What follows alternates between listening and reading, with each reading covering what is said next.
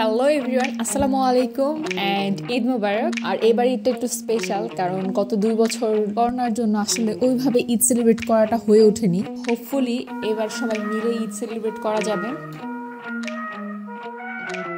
চাঁদ উঠে পড়েছে আর কাল ঈদ। চাঁদ রাতে আসলে মেহেদি না দিলে হয় না, সো মেহেদি নিয়ে বসা।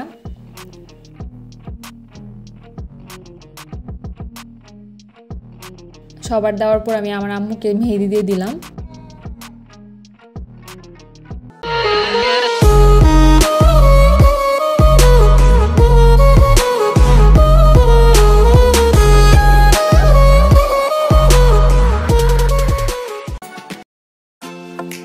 অবশেষে বৃষ্টি শেষ হলো, আমি আর আমার ভাই বের হলাম একটু ঘোরাফেরা করার জন্য। আমি মূলত আছি জামালপুর জেলা স্কুলের সামনে। শুনলাম জেলা স্কুল নাকি অনেক উন্নত করেছে, অনেক সুন্দর হয়েছে, সো এটা দেখার জন্য বেসিক্যালি আসা। মূলত জামালপুর জেলা স্কুলের পাশেই গার্লস স্কুলটা অবস্থিত, অ্যান্ড গার্লস স্কুলটা হচ্ছে আমার স্কুল। কিন্তু দুঃখজনক ব্যাপার হচ্ছে জেলা স্কুলটা যথেষ্ট উন্নত করেছে, কিন্তু কেন জানি সরকারের আমার স্কুলের দিকে নজর পড়ে নাই। এনিওয়ে, সো ওইদিকে আর আজ না গেলাম, আরেকদিন দেখানো হবে। এখানে আসার স্পেশাল রিজনটা হচ্ছে এই ব্রহ্মপুত্র নদীটা। এটা আসলে সকাল বা দুপুর যে কোনো টাইমে আপনারা আসেন না কেন, এখানে বেশ ঠান্ডা একটা মৃদু বাতাস থাকে, যার কারণে সবসময় এটা একটা মনোরম পরিবেশ থাকবে। আমার আসা হয়েছে আসলে অনেক দিন পর, অনেক দিন বললে আসলে ভুল হবে, অনেক বছর পর। আমার যতটুকু মনে হয় আমি যখন স্কুলে ছিলাম তখন আসলে এই জায়গাটা আসা হতো, আমরা ফ্রেন্ডরা আসতাম। তখন অবশ্য এত উন্নত ছিল না, এরকম হাইফাই রোড ছিল না। আর যেহেতু অনেকদিন পর আসা, দেখি সামনে কি কি আছে।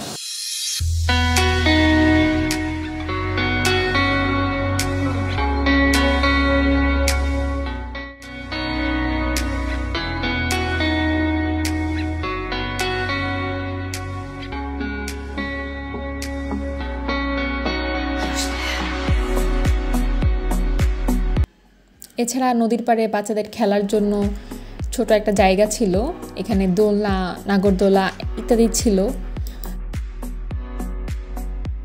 ঈদের দিন তো আসলে বিকেলেই ঘোরাফেরার জন্য বের হওয়া হয়। আমি যেহেতু সকালে বের হয়েছিলাম, তাই খুব একটা মানুষের আনাগোনা ছিল না এই জায়গায়।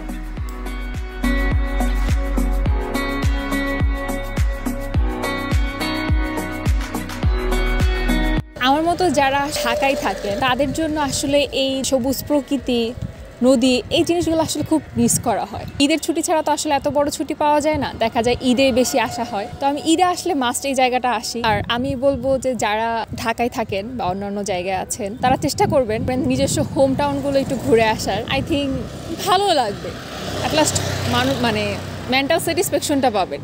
সারাদিনের সেই ঢাকার নয়েজ, সেই গন্ডগোল, সেই জ্যাম থেকে একটু হলেও শান্তি পাবেন। আজকে আমি গ্রামের বাড়ি যেতে পারি, এখনও ঠিক শিওর না। তবে আপনি যদি আমার চ্যানেলটিকে সাবস্ক্রাইব করেন তাহলে নতুন কিছু দেখতে পারবেন, এটা sure.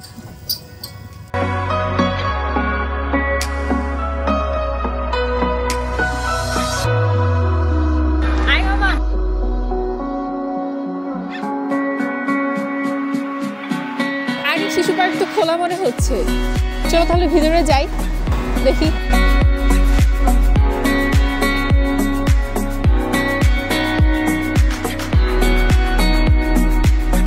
So this is the historical tree here. আর হিস্টোরিক্যাল ট্রি বলতে আসলে এই পার্কের মধ্যে যদি আকর্ষণীয় কিছু বলেন অথবা খুব প্রাচীন কিছু বলেন তাহলে বলবো এই গাছটা এখানে সব থেকে প্রাচীন। আর আপনাদের মধ্যে যদি কেউ ইতিহাস স্টুডেন্ট থেকে থাকেন তাহলে অবশ্যই আমাকে জানাতে পারেন যে এই গাছটা কত বছর আগের হতে পারে। আন্দাজে ঢিল মারলে কিন্তু অ্যাকসেপ্টেবল না, এটা মনে রাখেন। এখানে আসলে অনেক কিছু ছিল আগে, বাট এখন মনে হয় কনস্ট্রাকশনের কাজ চলছে। দেখতেই পাচ্ছেন এখানে অনেক গাছটা ছিল, কেটে ফেলা হয়েছে, নতুনভাবে এটা রং করা হচ্ছে, আরও কিছু হয়তো ডেকোরেট করবে। এটা আসলে বেসিক্যালি শিশু পার্ক, আমাদের জামালপুরের শিশু পার্ক। আগে আসলে আসা হয়েছিল বলতে 2 বছর আগে আসা হয়েছিল, তারপর আসা হয়নি। বেসিক্যালি এটা বেশিরভাগ সময় অফ ছিল, কাজ চলছিল। আর আসলে খোলা পেলাম তো, তাই ভাবলাম একটু ঘুরে আসি। একটা মজার ব্যাপার দেখে, এদিকে আসেন।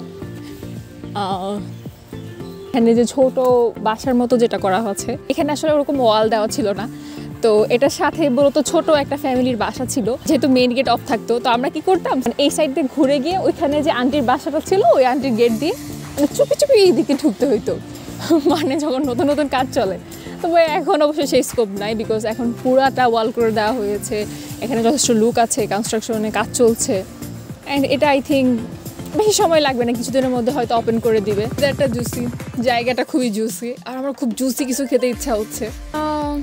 জুসি কি খাওয়া যায়?